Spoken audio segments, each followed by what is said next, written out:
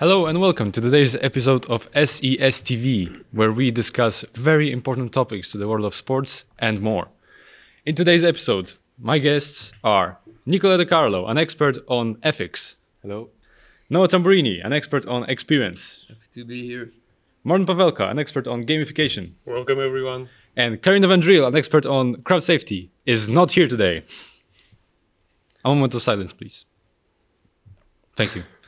I will be your host today. My name is Kajta Neves, and I am an expert on GDPR. Our main focus of discussion will be how these topics can be applied to running events or marathons, things like that.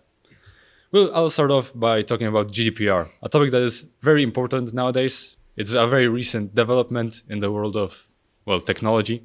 It was introduced in 2018 by the European Union, but it is not used only in the European Union. It is used worldwide, because companies all over the world do business with the European Union. Therefore, they have to adapt to it. The main purpose of GDPR is to protect the data of customers and make sure that it is only used for adequate reasons. It may not be processed without a specified reason.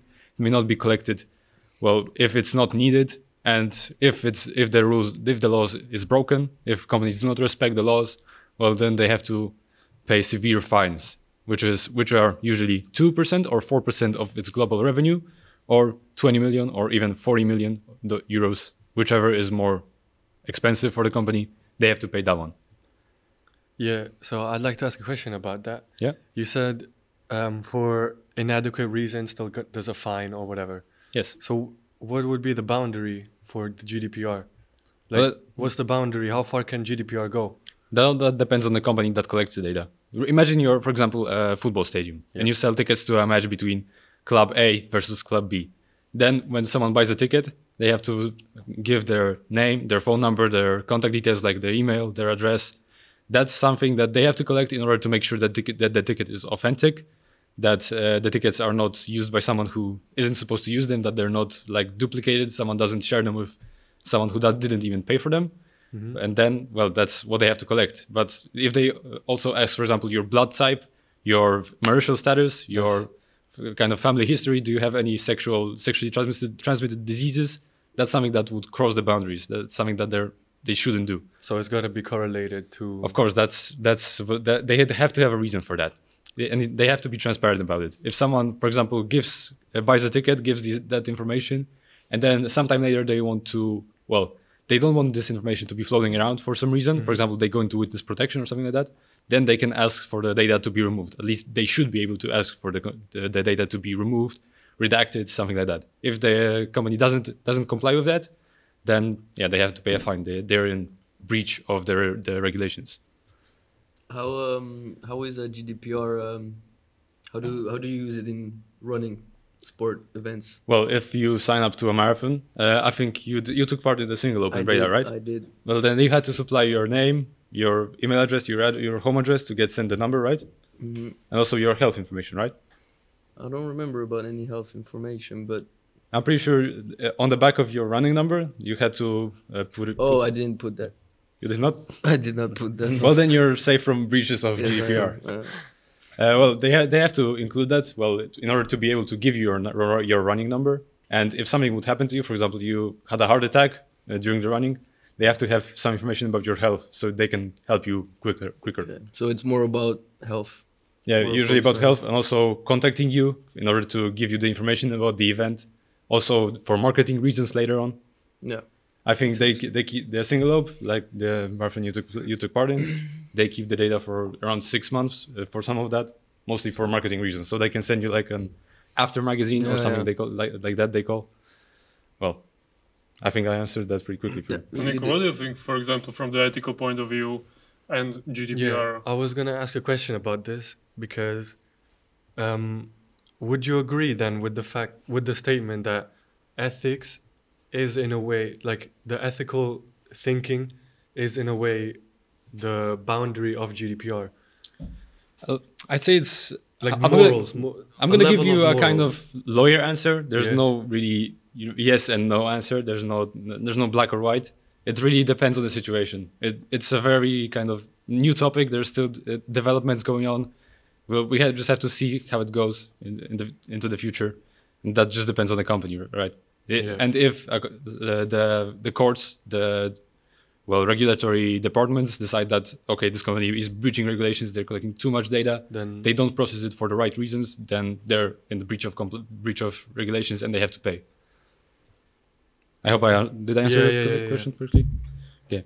Well, your question was great. I think we can focus on ethics more a bit now. So right? ethics is the good and bad. So we're all linked with each other through a form of like a social contract. So it's the idea that we're all subconsciously following a set of rules, and these are not rules that are written down or anything, and they can also be applied for sports. There have been many examples where these rules have been breached and examples where they have not been breached but strengthened, and that's what ethics is about. Respect, virtue, and fairness. Yeah. But so if it's a social contract, how do you keep track of ethics? If somebody, say Single Ope, for example, makes a running event, how do they keep track of ethics? Well, the social contract, the idea of it is that it's always changing. Mm-hmm. It's not like a physical contract, so it's always changing. You can always add on to it, but like concretely talking for events, you would use ethics. You would use like the 3 pillars of ethics, so fairness, respect, and virtue, and you would base your event around those 3. Okay. And the social contract applies more to the participants, the organizers as individuals. Okay. Makes sense. Yeah. Do you think that ethics can sometimes get into the way of experience? Like, for example, too much focus on ethics, on being ethical, can impact the experience negatively? Definitely. I think ethics, the absence or the over-presence of ethics can have a huge effect on experience, or, I mean, the fan experience can be affected greatly, as Noah can tell you further. As I am today's experience expert, I can add to this, and I'd like to say, of course, if ethics is taken into consideration a bit too much, then of course the experience of a person or even participant of an event will be affected either positively or negatively, but it's more of a personal thing. It's how a certain person thinks about ethics. For some people, it's super important. For some people, it's like the main goal. But then if there's some person who's like, okay, I respect whatever people think and all this, but if it's put in their face all over, then they're probably going to be, this is, it's why is this so serious? Yeah, and I think Noah can agree that ethics and experience go hand in hand with each other. Yeah, they do. Definitely. But experience, I mean, I can talk more about experience. Experience, I think all of the topics, gamification, GDPR, they're all linked to experience, because if you want to have a safe environment, you need the GDPR, you need that your information is protected. Of course. And the gamification, it just adds to the overall event. It adds, it adds to the event, experience of the event, because if there wouldn't be no gamification aspect, then the overall experience would be different. So in a way, I think gamification adds a lot. And as you told, gamification is basically adding a game mechanics to non-game environments. So, for example, experience, but also to other sectors, for example, education or healthcare. And it adds to the experience that you want to have satisfied and engaged customers or fans for the sports events. So gamification is a very good tool for businesses, for also other parts of industries, as I told you, for example, in education.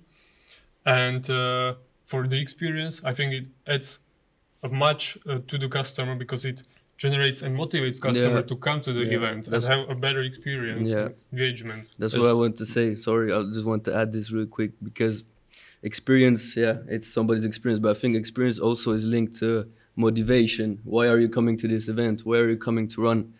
And for example, if we talk about Single Ope, the marathon, there's the gamification aspect, is the time you get, there's not really a ranking system, I'm first, but you can have that gamification aspect, and that will change your motivation to come to the event, which will then completely change the experience. Somebody can be really motivated, somebody can, be like, I just want to see what time I'll get, and somebody will be like, oh, this is like, it's more of a challenge now, Yeah, exactly, because it will motivate you towards some goals. So, for example, for the single loop, as we mentioned, it is good to have people motivated to come to the event. So they did various game mechanics, used, as you said, leaderboards after the event. You will get a prize, your own medal with your time and the length of the discipline you ran. So these small details are very important for events in general, and it adds to the experience, as you said. I just wanted to ask you a question to you before, but I think you already, the two of you already answered it. I just wanted to make sure, what is gamification? Just using elements from games, video games or board games, whatever, and putting into other environments like sports events, for example? Yeah, exactly. Gamification is basically adding game mechanics and dynamics into non-game environments. So when you think of, for example, education, you can have a lot of game mechanics in education. For example, also this panel could be as a gamification because it's different way of learning and not just reading through some materials. Should we have included scores for each of us? Like bonus points for a stylish answer, for example? I mean, we could, but that's for later.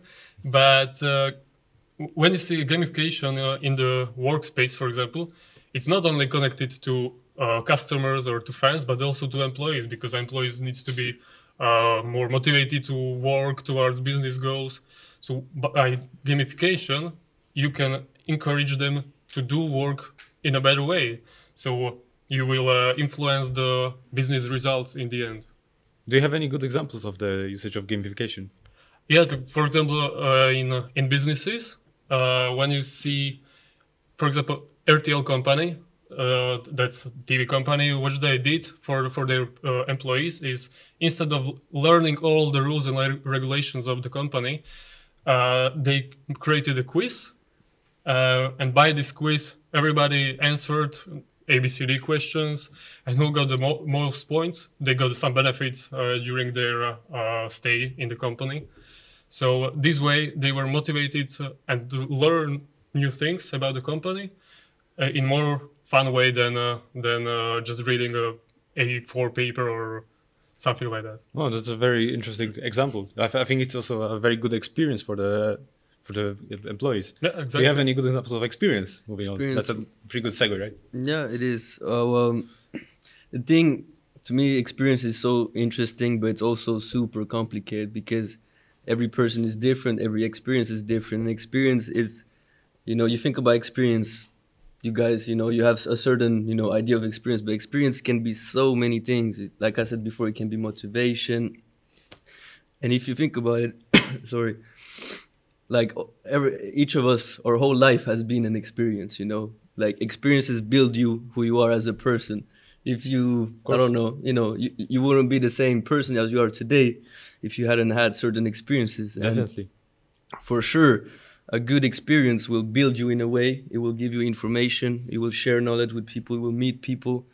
So experience, you were asking me to give a good example of experience, but it's hard to give a good example because every person will experience a certain event differently.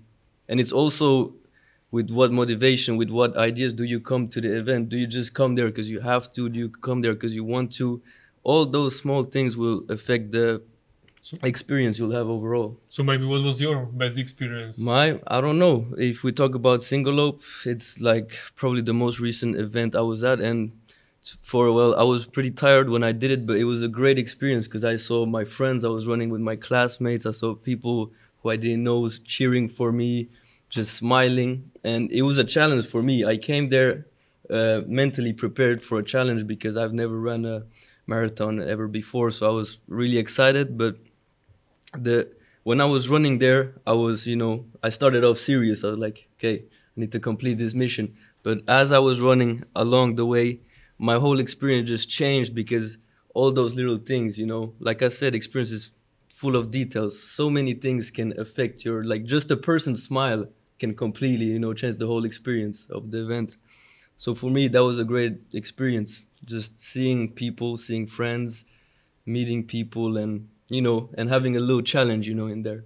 So yeah, as I would say, an experience, good or bad, depends completely on the person. I think with GDPR it's kind of the similar territory that it's kind of no good or bad. The Well- bad thing with GDPR would be if there's a lack of GDPR. But if Yeah. there's a data, yeah, exactly. So there is a bad in GDPR, no? Yeah, it's not exactly GDPR; it's the lack of GDPR that's GDPR. bad. Because if the inclusion of GDPR, that's what's required. Yeah, yeah. There's no good.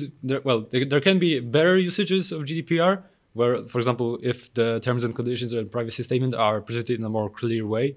For example, with because how many of you honestly read the terms of and conditions and privacy statement when you No. accept it online? Never. Exactly, nobody does. And companies, if some companies are starting to include, for example, infographics to make it easier for the customer to, know the most important aspects of the terms and conditions. Yeah.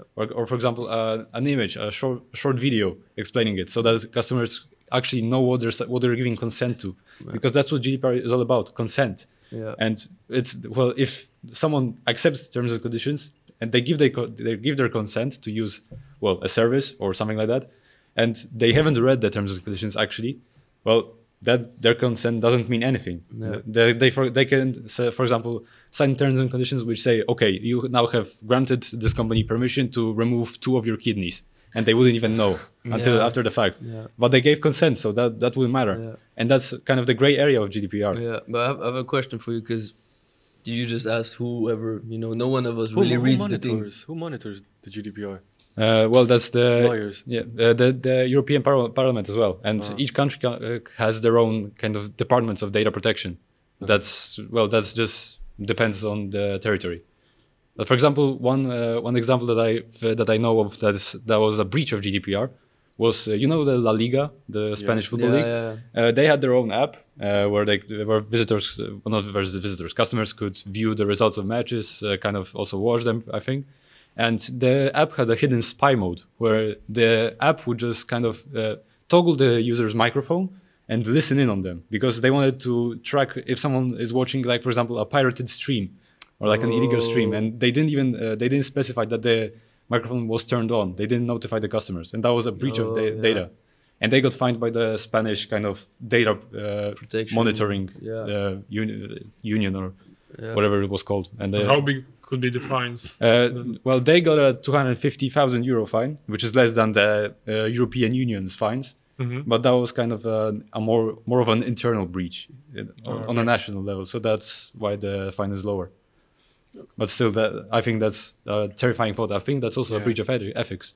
Yeah, well, for ethics, I can give you more bad examples than good examples, because when ethics is practiced in a good way, it's just how it should be, so it doesn't get any extra praise.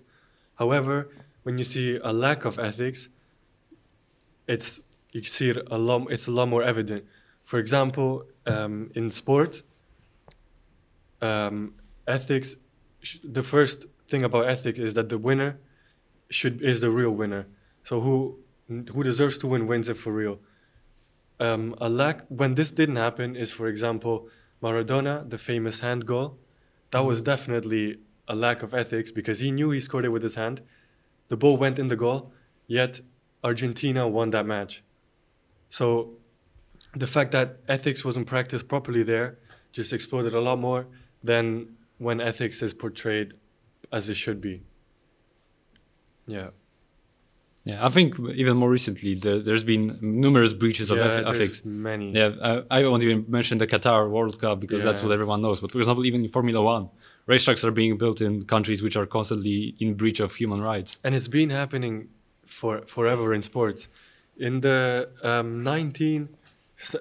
I'm not sure if it was 72 or 82 basketball Olympics, Team USA was winning by 2 points over Russia, and the shot clock, like, you know how basketball works, there's a shot clock, and when that's over, the other team loses possession. But USA had the last possession. They scored, so they won. They were over by 2 points, but the Russian team insisted on adding on 30 seconds just because. Why? Was it held in Russia? I can't remember, but that's not what should have happened, but it happened, and Russia ended up winning, and that was a very big case of fraud where ethics wasn't practiced properly. But I have a question, a bit, more for ethics and GDPR, because I think gamification experience is covered. A lot of people know about it. I mean, in a way, yeah. But GDPR, like you said before, no one really reads, the licenses and things and ethics. I don't think it's also talked about that much. Do you think there's any ways to like bring the importance of those two topics more? For example, you said infographics. I think that's a good idea because it would help me understand. I don't want to read 20 pages when I'd have a picture. Yeah, I think websites should offer like along the full privacy statement that's like 1 million pages long, and if anyone wants to read it thoroughly, they have the right to. But they also should include, for example, an infographic, a short video, or something, or a short summary even for maybe a quiz. Privacy So statement, it's a gamification or a quiz as well. GDPR. Yeah, that's a great example. Yeah. Yeah, they should include it as well for the customers that are less interested in law, or for example, are slightly illiterate, maybe even. Yeah, To just because allow them to give their consent properly. Yeah, because I think it's really important, but people don't really, they don't really give time to care enough about these things. But I think if there could be ways to like make it easier for people to understand what they're signing up for and what the event is about, I think it would be much better. And what do you think, Nico, about collecting data? Because, for example, in gamification, they also collect a lot of data which they can use in the marketing, for example, which is good for the companies, and they do that a lot.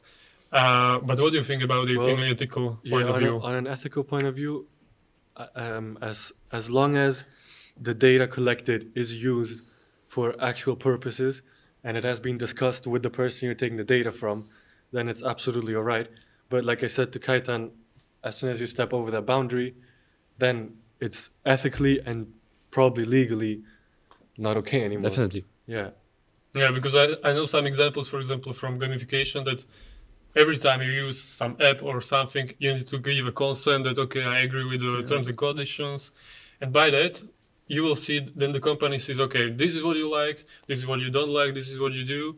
And by that, they can marketing you and market to you much easier than without it. So, for example, gamification is also this tool of advertising for the businesses, and it's nowadays more and more exploding in the other sectors of business, not just events or education, as I mentioned already. Definitely. Speaking of other sectors, what do you think is a good way of bringing our topics, GDPR, ethics, experience, and gamification, to single op, running events, marathons? Do you guys have any ideas on how it could be incorporated better? Because, for example, I already talked about how the single op utilizes GDPR, to answer your question. But I think, I'm gonna just talk about it again. They should include a clear summary of the usage of their data, on how it's used. I think customers should be able to see that better. Because I've heard of some people who didn't even know that they had medical data on the back of their number and threw it away. I think that's just like our colleague over here. Yeah, I think not even him. A lot of colleagues probably. But did that. For me, it was only because I came in a little late and I didn't know you had to. But I don't know. I mean, in my opinion, GDPR and ethics is like something they should cover, because those are two very important things. And then again, experience, it's kind of like you can't really, like I said before, experience can be so different for everyone. So it's not something they can really like, market in their websites. And the gamification aspect, it's already kind of there, because everyone knows they're going to get a medal, they're going to get his personal time, data, yeah, exactly. all of that. But for example, from the spectator's perspective, because I attended the event as a spectator, it wasn't that good, from my opinion, because there wasn't much on what spec? From the gamification point of view, because it wasn't much from the runner's perspective. It was very good because in the beginning, if you entered and sign up one of the first, you could even choose your number, which is great, and you gamified process. Then you can win the prizes, your own medal with time, with length. But for the spectators, there wasn't much. There was only at the finish line, there was a big TV screen where you can see the runners and cheer them up. But for the spectators, it wasn't, gamification wasn't that used from the spectators' perspective. So if they could use gamification also for spectators, for example, I don't know, that create some app and you can see the runners and cheer them up by the mobile phone. If you click take a picture of them and send them to the single lobe or something And like maybe that. who has the most comments. Pictures, Yeah, or points, something like Gets a that. prize or something. Yeah. I think they should like not just saying single lobe, but many other events. I mean, it's usually, if we talk about sport events, it's always the participant who has more gamification than the visitors or, you know, the people coming. So I think events should try to, I mean, they're already doing a great job with gamification for, you know, the participants, but how could you implement that for visitors to keep them, I mean, or if it's, for example, they come to watch their son run, they're going to be happy, you know, but if they can add to that, again, adding the experience by giving them something they can, you know, gamificate. Yeah. You know. If, for example, during football matches, I know that Ajax Amsterdam, during halftime, they're creating a quiz for fans. And by that, if you have the most best answers or something like that, then you can win a prize, free merchandise or something like that. So that could be also an option to create some quiz about the running competition or something like that. Even like, I don't know, just out of top of my head, like, you know, bet who's going to finish first. But that's a bit... I think betting that may be slightly unethical. But what may be a better example or solution to that is, I think, predictions. Like you can predict what your friend's time is going to be when they finish. I think that would be a more ethical kind of solution than betting. That sounds better than betting. Definitely. Betting is definitely not very ethical. I never talked about money. Okay. Yeah, do not gamble, kids. Do not gamble. No. Gambling is addictive. Well, I think we talk about all our topics, but how we can now manage for our own event, for our own paddle tournament. So, what do you guys think? How your topics can before we continue, I think we have to introduce our event to the public, to the spectators. We were tasked on creating a networking event involving a sport, and we decided to host a padel tournament where the visitors can also network and connect themselves in the industry to form partnerships. And we think it's a great idea. And well, how can we utilize things like ethics, for example, in that? Well, honestly, I think ethics is maybe the one you can utilize the least. Yeah, I think there's not much ethical ground in the event. There's not much, except for like dilemma. the basics. Yeah, but there is no ethical dilemma to ponder upon. Just making sure that everyone who's there participates and gets to, you know, enjoy. And that it's safe for them. And gets to enjoy the same, you know, same way. Yeah, nobody's violent to each other. Right? Yeah, I think the only ethical kind of dilemma would be is there anyone who we will discriminate by hosting the event? Which I don't think we're in any danger of doing. Because we will have to make teams and we will make them random. So no. And for GDPR, we have to collect the data of the customers to make sure that, well, they sign up for the event, they come, they're there. And they know what to expect. And of course. Yeah, for example, from the gamification perspective, well, the goal of our event is to create new connections and create new networks. So we use this event basically as a tool. And the gamification is already there because it's competition. So it's a tournament. You will have a winner with a prize at the end. We will have a prize. And you will have the collaboration between them together to win that prize because it's 2v2. Mm-hmm. So they need to collaborate together as a two team to win the match. So I think gamification is already there. Yeah.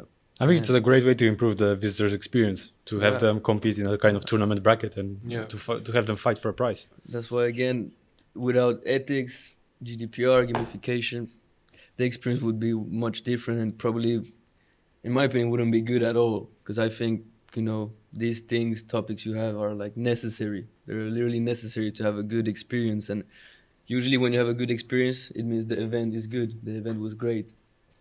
So, in my opinion, we just need to make sure that all these aspects that we talked about will be there and, you know, will really be there. And also, when you hold an event like this, you can also, you know, see at the place, you can see what you're doing wrong, you know, get feedback, direct feedback. And, you know, that's how, just to see live how the person will experience the event and, you know, what's maybe wrong, what's maybe not good, what's, you know, good. One thing I'm still thinking about, more from the ethics side. Do you think there is a sport that would be less discriminative to some groups, for example, than padel? Is there a better solution for a sport for the event. For example, if someone Well, is less mobile, has, for example, weak yeah. knees or something like that, do you Well- think there's a better solution than pedal? kind of putting me on the spot here. Yeah, sorry, I think it's a pretty hard question, but I don't honestly, know, 'cause sport as like sport as a sports whole is as a- definitely already discriminative in its nature. yeah, And some people will be naturally unable to do sport. yeah, but it's not discriminative really. Yeah, I think that's kind of just looking for the hole in the hole. Yeah, yeah, But you Just- can always yeah. tweak the game to make sure that the persons who can't, they Yeah, will, definitely. You know, like I don't know, it's Yeah. it's not that it's because somebody's in a wheelchair, you'll have to find another person in a Exactly. wheelchair. They can still play together whether they're physically able or not. Just tweak Yeah, it a so little so maybe- it's fair. Maybe a good thing is to set the rules that, for example, also the opponent have some disadvantage, and Yeah. it will be more You know, the same on the Yeah, same yeah. level And to yeah. both sides. We can probably use some gamification elements, like for example, Yeah, give the bonus exactly. points Yeah, for example, like to that. even out the odds. So, for example, instead of scoring 1 point, you will get 2 points or 3 points. Yeah. Well, Exactly. thank you very much, gentlemen, for this very fruitful discussion. I think we had a very productive very, exchange of thoughts. Yeah. We think we reached Thank you a to very everyone great that was conclusion. listening. Thank you to everyone that was still listening. Are there any questions from the audience? No, that's great. That's my favorite part of the show for this exact reason. Thank you very much for tuning in, everyone watching at home. Hope you have a wonderful day. Now, my name was Kajtan Neves. My guests were Nicola De Carlo, Noah Tamburini, and Marty Pavelka. you. It was a pleasure to be here for you. Have a nice day.